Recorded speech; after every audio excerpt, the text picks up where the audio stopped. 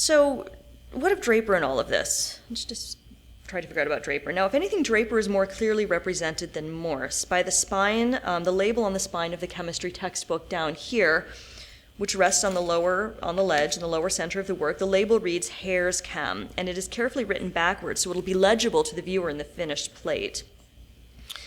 Dr. Robert Hare, as we heard, was a chemist and had been Draper's professor at the University of Pennsylvania.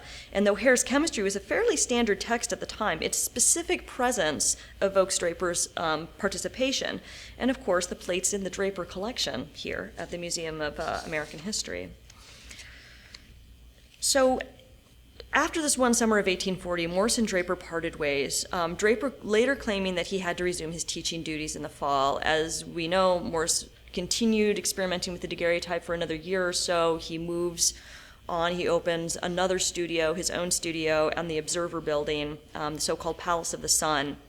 Finally, he abandons the daguerreotype to focus solely on the telegraph. And this early abandonment of the daguerreotype, however, is really typical of this sort of first wave of practitioners, that rogues gallery I showed you earlier.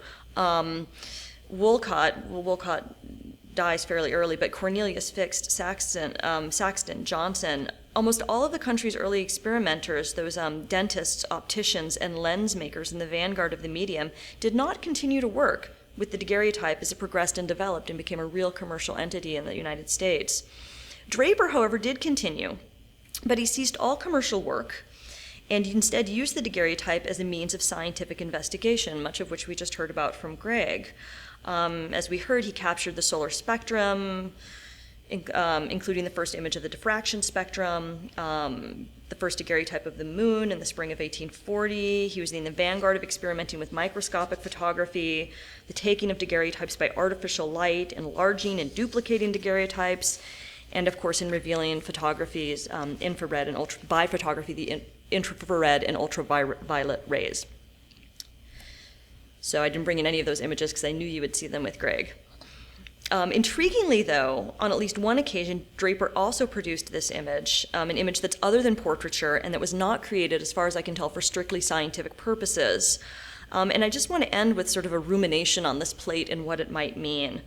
So we have the artist, engaging in all the sciences, and here on at least one occasion we have the strict scientist, moving into the realm of composition and fine art, because he labels in his hand composition, this paper label, and signs it like an artist would. This is also in the Draper collection upstairs here in the Photographic History collection.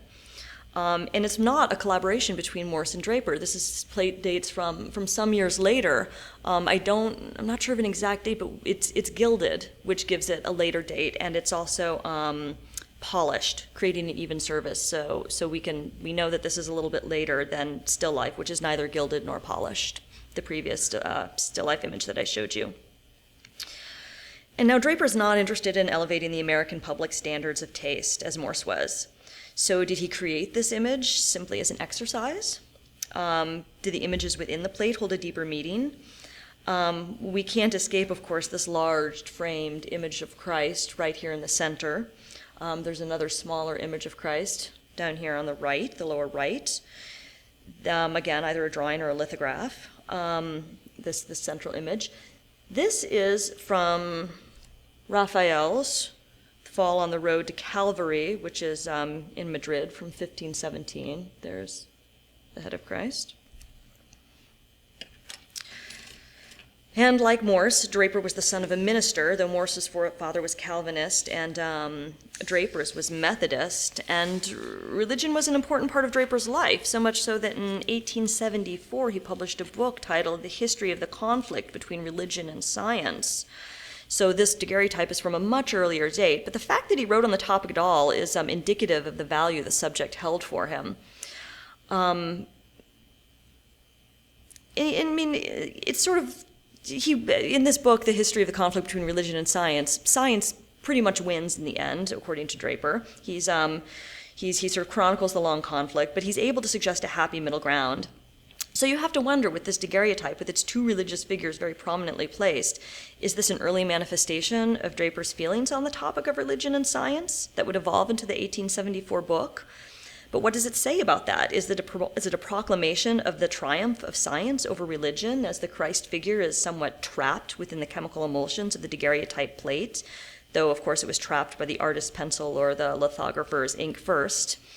Or does the central placement of the biblical figure suggest a happy place for religion and science's conjoining? We just don't know. Added to this mix is, of course, the intriguing cast of a blindfolded figure here on the left. The sculpture probably represents a figure of justice. We can, though, discern open eyes underneath the fold when looked at very carefully. So as with still life, this sort of sets up an exchange of looks between these two figures, one could argue. And, of course, between the justice and the drawn or printed Christ. Now, is Draper implying that we can be sightless when it comes to matters religious, possibly preventing anything from being seen or known properly? Of course, there's a strong difference between being blindfolded and being blind. A blindfold can be removed, suggesting the ability of a compromise. It could also allude to the nature of photography, how photography is able to capture and record things not visible to the naked eye, such as the infrared region of the solar spectrum that Draper was able to capture. I mean, they may have also just been things he had around the house that he wanted to put together that would show up well on a plate. We just don't know. So these are all just speculations, and I found no primary source documents regarding this plate. But it does, though, bring us back to this interdisciplinary nature of the early daguerreotype, and to the cross currents of art and science that course through all of these early images production.